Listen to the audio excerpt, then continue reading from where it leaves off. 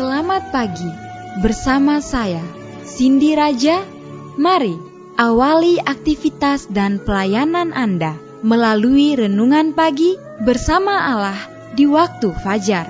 Dengan doa dan bimbingan darinya, kita dapat diyakinkan bahwa pada hari yang mulia itu, ketika Yesus kembali untuk mengklaim miliknya, bahwa kita akan menunggunya di sana dengan tangan terbuka dan disambut ke hadiratnya yang kekal.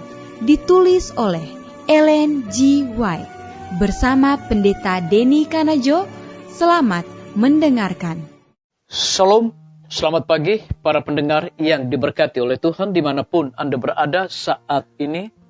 Kita akan sama-sama mendengarkan firman Tuhan melalui audio renungan pagi.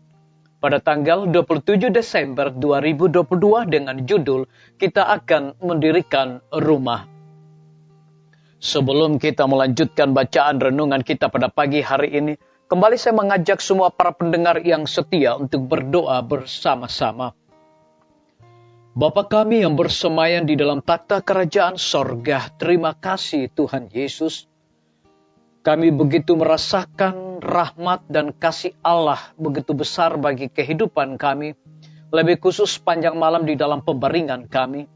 Hingga tiba pada pagi hari ini, sebelum kami melakukan segala tugas, aktivitas pelayanan pekerjaan kami, sepanjang hari ini kami rindu belajar untuk mendengarkan firman Tuhan. Kami membutuhkan kuasa Roh Kudus-Mu, Tuhan curahkan kepada masing-masing kami. Terima kasih Bapa yang baik, ampuni kami Tuhan. Karena kami sudah berdoa hanya di dalam nama Tuhan dan Juru Selamat kami. Amin. Ayat inti kita terambil di dalam Yesaya 65 ayat yang ke-21, demikian firman Tuhan. Mereka akan mendirikan rumah-rumah dan mendiaminya juga. Mereka akan menanami kebun-kebun anggur dan memakan buahnya juga. Mari kita ikuti penjelasannya. Di bumi yang dijadikan baru, orang-orang yang ditebus akan terlibat dalam pekerjaan dan kesenangan yang membawa kebahagiaan kepada Adam dan Hawa pada permulaan dahulu kala. Kehidupan Eden akan dihidupkan kehidupan di taman dan kebun.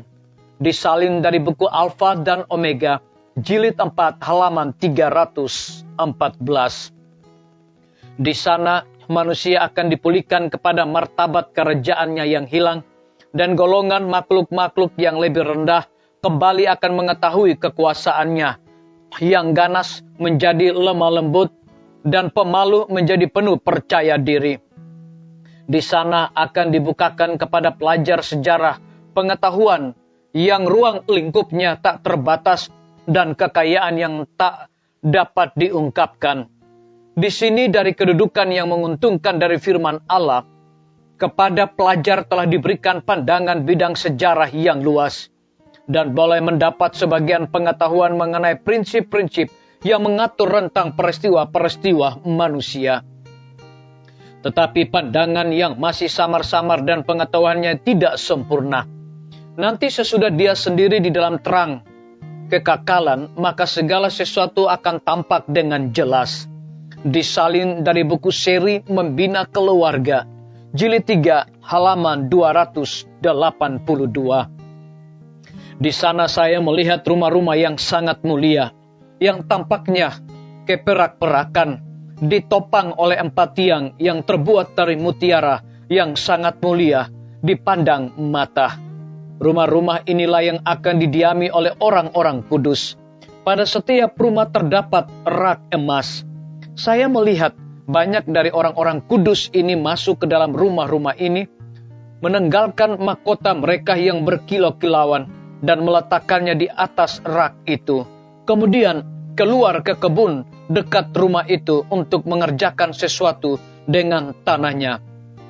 Tetapi bukan seperti yang kita lakukan dengan tanah di bumi ini.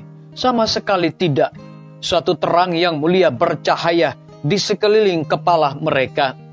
Berikut saya melihat sebuah kebun yang penuh dengan rumput yang tinggi. Sangat indah dipandang mata, berwarna hijau dan memantulkan warna perak dan emas, seakan dengan megah mengalun untuk memasyurkan kemuliaan Yesus sebagai Raja. Disalin dari buku tulisan-tulisan permulaan, halaman 50 dan 51. Biarlah bacaan renungan kita saat ini akan menjadi berkat bagi kita semua. Mari kita tunduk kepala dan kita berdoa. Bapa kami yang bersemayam di dalam takhta kerajaan sorga, terima kasih Tuhan Yesus oleh karena firman-Mu di pagi hari ini memberikan kekuatan berkat rohani bagi masing-masing kami. Lebih daripada itu memberikan sebuah penekanan di bumi yang dijadikan baru. Orang-orang yang ditebus akan terlibat dalam pekerjaan dan kesenangan yang membawa kebahagiaan kepada Adam dan Hawa. Pada permulaan dahulu kala, terpujilah nama Tuhan. Pada pagi hari ini hamba berdoa untuk pemerintah kami. Tuhan memberkati Bapak Presiden bersama Wakil Presiden, para menteri dan seluruh stafnya.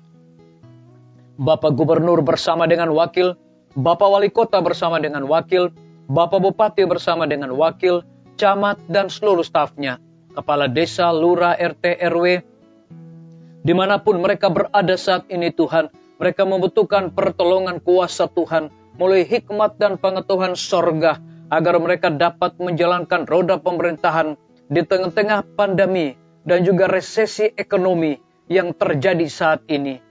Kiranya mereka dapat menjalankan semuanya boleh sesuai dengan amanat dan titah Tuhan sendiri. Kami berdoa untuk pimpinan-pimpinan organisasi gereja Tuhan dari tingkat yang tertinggi sampai kepada gembala jemaat saat ini Tuhan. Mereka membutuhkan kuasa Roh Kudus di dalam kehidupan pelayanan mereka. Kami menyerahkan para tim medis ke dalam tangan kasih-Mu ya Tuhan.